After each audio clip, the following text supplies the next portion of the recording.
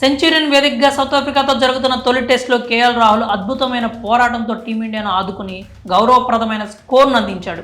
107 పరుగులకే 5 వికెట్లు కోల్పోయిన దశలో పీకల్లోతు కష్టాల్లో ఉన్న టీమిండియాను సేవ్ చేసి సేవియర్గా మారిపోయాడు. ఈ క్రమంలోనే ఇతర బ్యాటర్ల నుంచి ఎలాంటి సపోర్ట్ లేకపోయినా ఒక్కడే ఒంటరి పోరాటం చేశాడు. రోహిత్ శర్మ, విరాట్ కోహ్లీ వంటి సీనియర్ ప్రోలు విఫలమైన చోట నిప్పులు చిమ్ముతున్న ప్రొటీస్ బౌలర్లను సమర్థవంతంగా ఎదుర్కోవడమే కాకుండా వాళ్లపై ఎదురుదాడి చేసి మరీ సెంచరీతో కథం తొక్కాడు.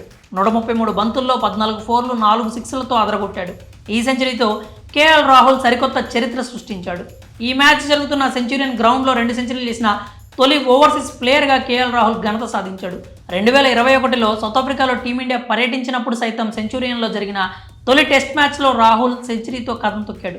ఆ సమయంలో ఓపెనర్గా ఆడిన రాహుల్ 260 బంతుల్లో 16 ఫోర్లు 1 సిక్స్ బాది 123 పరుగులతో అదరగొట్టాడు. అప్పుడు ఓపెనర్గా ఆడిన, ఇప్పుడు మిడిల్ ఆర్డర్లో ఆడిన సెంచూరియన్ గడ్డ తన అడ్డాను నిరూపించాడు.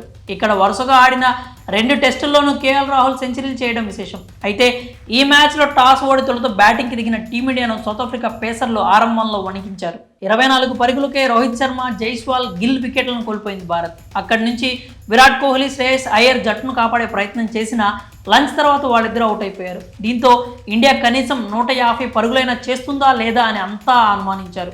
కానీ కేఎల్ రాహుల్ అనే ఒక అడ్డుగోడ సౌత్ ఆఫ్రికా బౌలర్లకు ఎదురుగా నిలబడింది. టైలెండర్లతో కలిసి టీమిండియా స్కోరును 245 పరుగులకే చేర్చాడు రాహుల్. ఈ క్రమంలోనే తాను సెంచరీ కూడా పూర్తి చేసుకున్నాడు. మొత్తం టీమిండియాకు ఒక రెస్పెక్ట్ఫుల్ టోటల్ను అందించాడు. టీమిండియా పేసర్లు కూడా చెలరేగితే తొలి టెస్ట్ మరింత రసవత్తరంగా మారటం ఖాయం. మరి 107 పరుగులకే 5 వికెట్లు కోల్పోయి కష్టాలు పడ్డ టీమిండియాను కేఎల్ రాహుల్ సెంచరీతో ఆదుకోవడంపై మీ అభిప్రాయాలు ఏంటో కామెంట్స్ రూపంలో తెలియజేయండి.